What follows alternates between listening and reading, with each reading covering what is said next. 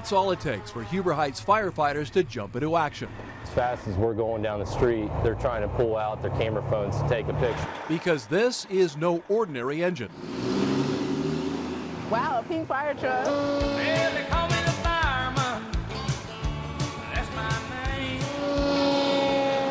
That's right, pink.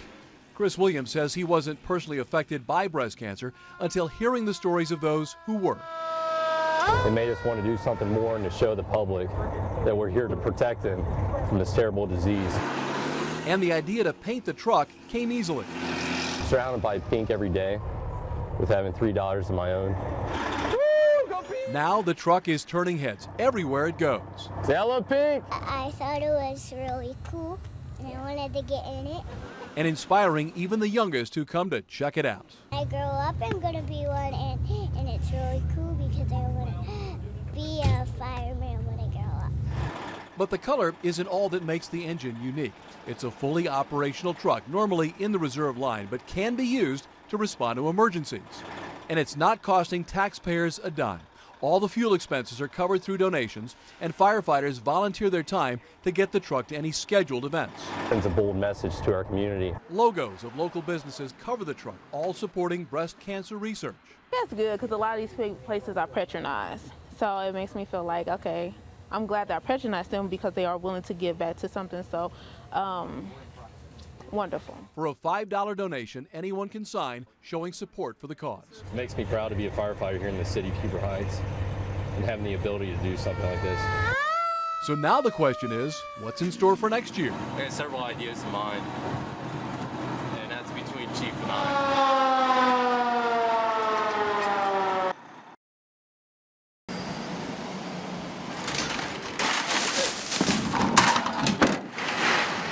The grocery store parking lot, amid the cars, carts, and coupons. It's the means to an end, a place we pass through to get somewhere else, often in a hurry. But something made Tim O'Laughlin slow down and take note. A note on his car last week at the Kroger in Beaver Creek. Our hearts kind of sunk when we saw the note. A lot of times you see a note on the windshield of the car, you kind of worry, oh, somebody's hit the side of the car. Not the case here. It was something much more unexpected. It said, "Dear veteran, I just wanted to take the time to say thank you for fighting for our country. You are a true hero." A thank you note, handwritten in pencil on a piece of notebook paper. Simple in its delivery, but deep in meaning to this Vietnam veteran. It took me by surprise. Absolutely by surprise. And it was who the note was from that made his heart salute. 17-year-old Raquel Gonzalez works at the grocery store after school. As she was pushing carts that day, something caught her eye. There was a Vietnam veteran sticker on the back of his car. I walked inside, and after I was done with my shift, I grabbed a piece of paper real quick and I wrote it, and I walked outside and put it on his car, and I just went back to work. And I was waiting that day to see who it was, but when I was on break, I actually missed him.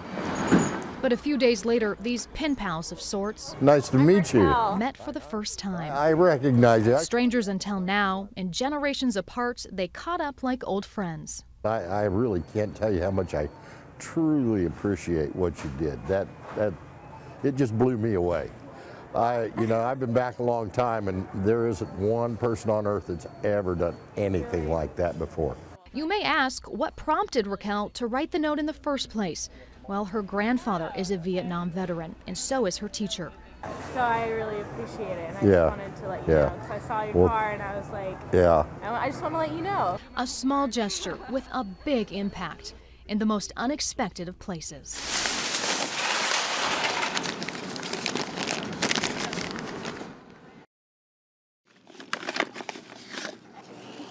I think the families will like it.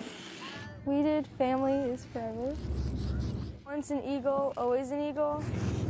So that the families know that all the kids are always with them. Messages in memory of Juliana Hawk on the driveway of her parents' home.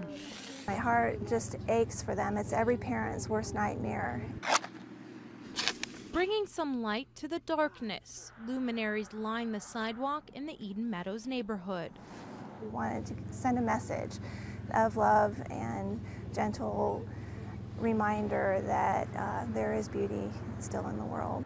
We'll miss you, never forget, and rest in peace.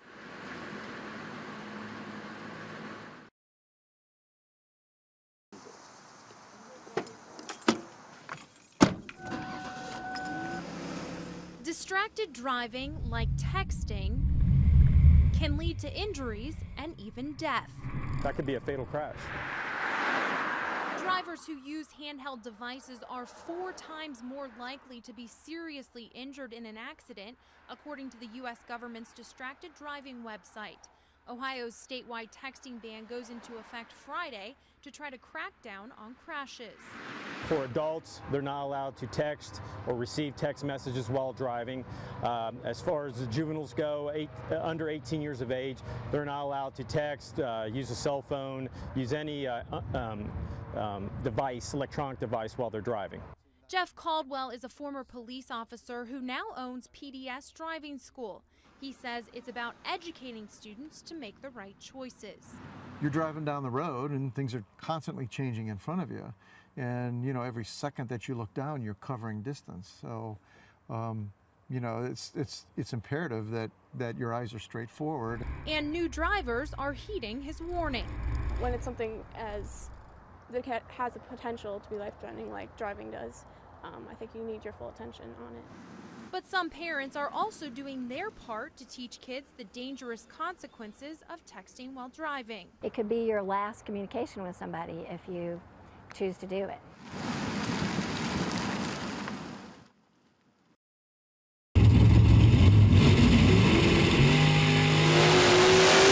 It gets hot, very hot. And they're off. Drivers were burning rubber at Killcare Raceway in Xenia Thursday night for Night of Fire. With temps reaching triple digits outside, it can get very hot for drivers inside. I've seen it 135, 140 degrees inside the car. Especially due to the safety gear they have to wear. Race pants and actually a fire jacket and the helmet and a neck brace, gloves. But 12-year vet Phil Hines says he doesn't sweat it. That's hot, you want to drink water, but as soon as you strap that helmet on, there's no drinking water anymore. And it gets hot, very hot, and your mouth dry, and you just, about that time, your adrenaline starts pumping. Drivers aren't the only ones trying to beat the heat, so are fans. Sitting in front of the fan in the trailer. Lots of water and ice. And the raceway is also taking precautions to make sure spectators stay cool. We've got 2 Porta-Cool Cool Zone fans going on to keep our customers nice and cool. We have extra drink stations set up. We do have double staffing on our medical department tonight.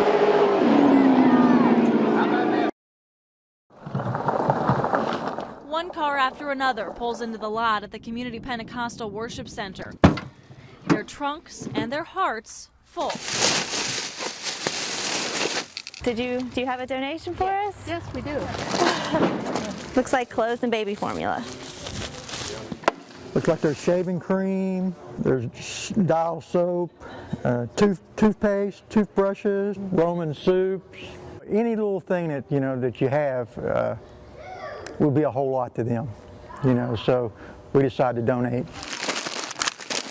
The piles are growing inside the church after the congregation decided something had to be done. We just made a quick decision to do all that we can within a 24-hour time frame. The donations are headed here to West Liberty, Kentucky. 5 people were killed here when a tornado barreled through the center of town Friday.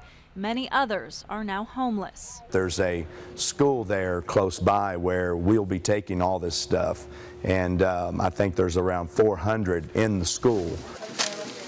So many people with an immediate need for everyday items.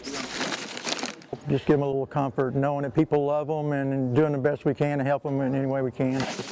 It's one thing to say you love somebody, but love is action.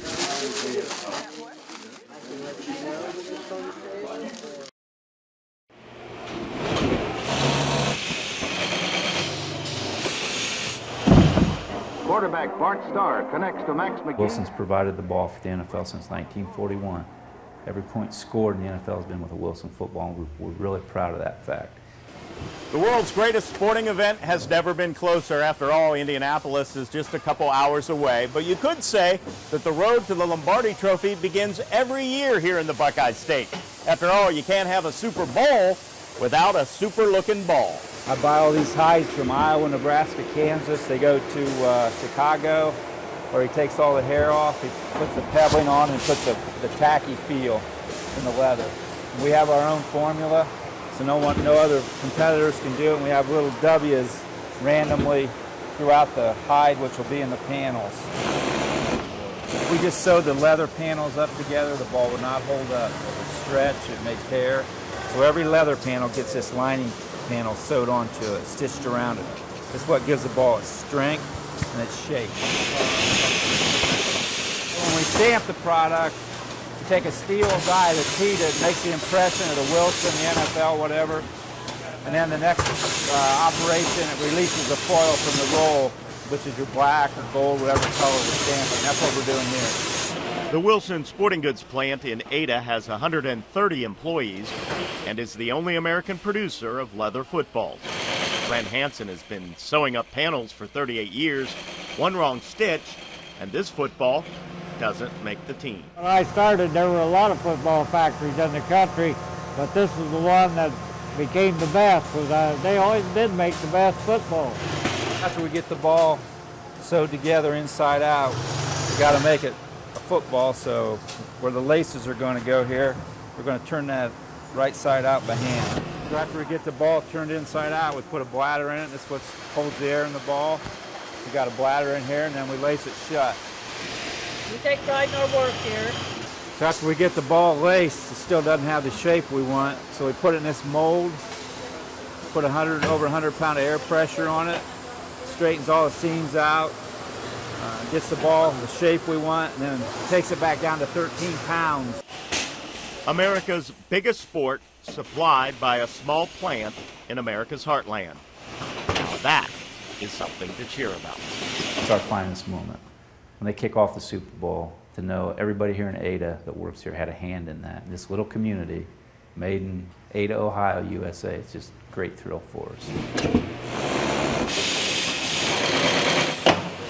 In Ada, Hutch Counterman, 2 Sports.